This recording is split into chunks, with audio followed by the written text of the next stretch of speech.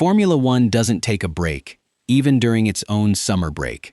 And in the middle of the 2026 shutdown, Cadillac, the sport's brand new 11th team, dropped a bombshell that nobody saw coming. They fired their own team principal. Not at the end of a bad season, not after years of underperformance. They fired him before the team had even completed one full year on the grid. Graeme Lowdon, the man who built Cadillac's Formula One operation from literally nothing, is out. Marcin Budkowski, a former Alpine executive director, is in. And the way this happened has left the entire paddock asking one question: what on earth is going on at Cadillac? Let's break this down properly, because there's a lot more to this story than a simple change of face. Who is Graeme Lowdon, and why did this matter? To understand why this firing is such a shock, you need to understand who Graeme Lowdon actually is.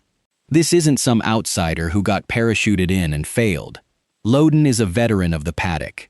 He previously ran the Manor team through its various guises, from its entry as Virgin Racing in 2010 all the way through 2015, before leaving ahead of the team's final, ill-fated season. When General Motors decided to bring Cadillac into Formula One, Lowdon was the man they turned to. He worked hand-in-hand with TWG Motorsports CEO Dan Tauris to actually make the impossible happen, securing an entry slot on the grid at a time when F1 was notoriously resistant to adding new teams. Lowdon handled the FIA approval process, helped set up the team's infrastructure, and was the public face of Cadillac's F1 project long before a single car ever turned a wheel. In other words, Lowdon didn't just manage a team, he built one from scratch. And as recently as last year, Tauris was publicly praising him, saying the team's support for Lowdon was 100%. So the sudden reversal is exactly why this story has exploded. What actually happened? Here's the timeline that has stunned everyone. Cadillac's 2026 season has been rocky, to put it mildly. The team is the only one on the entire grid yet to score a single point after 11 rounds. Their best result so far is a 13th place finish, and their biggest technical headache has been brake issues. The cars have suffered repeated overheating problems that have forced multiple retirements, including a dramatic moment where Valtteri Bottas had to limp back to the pits after the front of his car caught fire. Then, in the middle of the summer break, with no warning to the public, Cadillac dropped a statement. Graeme Lowdon was out, effective immediately. Marcin Budkowski, whose most recent F1 role ended when he left Alpine back in 2022, was stepping in as the new team principal. But here's the part that really raised eyebrows: how Lowdon found out.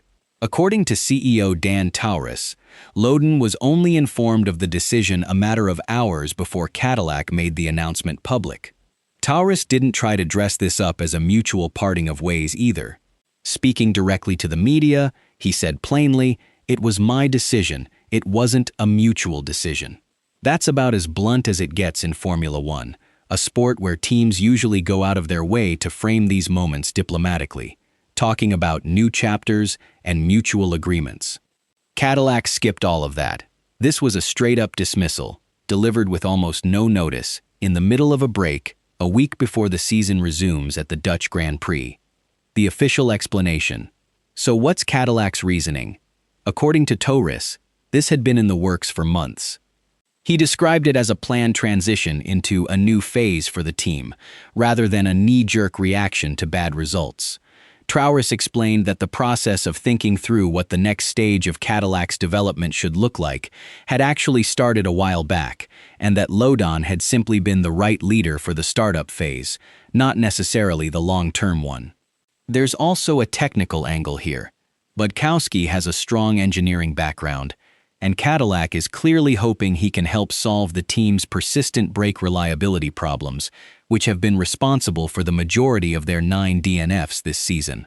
There are also reports that GM wants to better integrate artificial intelligence tools into the team's operations, and unconfirmed rumors suggest Cadillac may be shifting its main base away from Silverstone in the UK toward a new headquarters in Fishers, Indiana, closer to General Motors' home turf.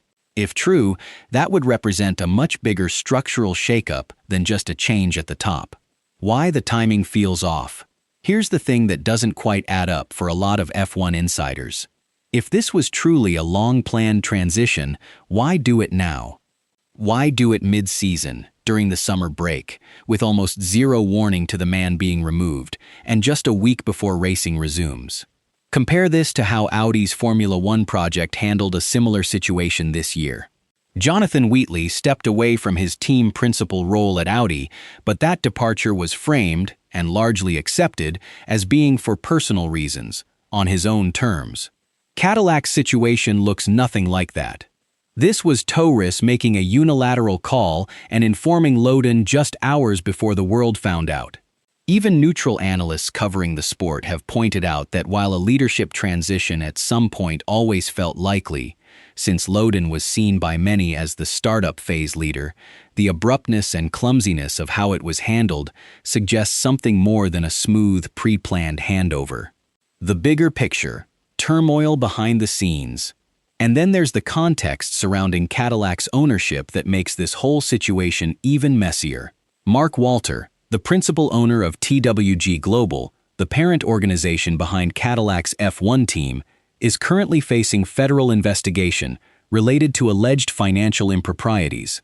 Now, there's no confirmed link between that investigation and Lowdon's sudden exit, but the timing means the two stories are inevitably going to be mentioned in the same breath, adding an extra layer of intrigue to an already messy situation. It's also worth noting that Cadillac had previously and firmly shut down rumors that they might bring in Christian Horner, the recently fired longtime Red Bull principal, as part of their leadership. So while the team is clearly restructuring, they're doing it with Budkowski rather than reaching for the biggest name available on the open market. What this means going forward for Cadillac: the stakes are high. This is a brand new team trying to establish credibility in the most competitive motorsports series on the planet, and stumbling through public leadership drama in year one is not the ideal look. Budkowski will be under immediate pressure. His first race in charge comes at the Dutch Grand Prix, and he'll need to show quick progress on the reliability issues that have plagued the car all season, while also managing a workforce that just watched its founding boss get removed with almost no notice. For Lowdon, it's a tough way to see off a project he built from the ground up, having navigated the regulatory approval process, set up the operational structure, and helped bring GM's biggest motorsport ambitions to life, only to be pushed out before the team even reached the end of its debut year. Whether this move pays off for Cadillac in the long run remains to be seen. But if you enjoyed this breakdown, make sure to hit that subscribe button and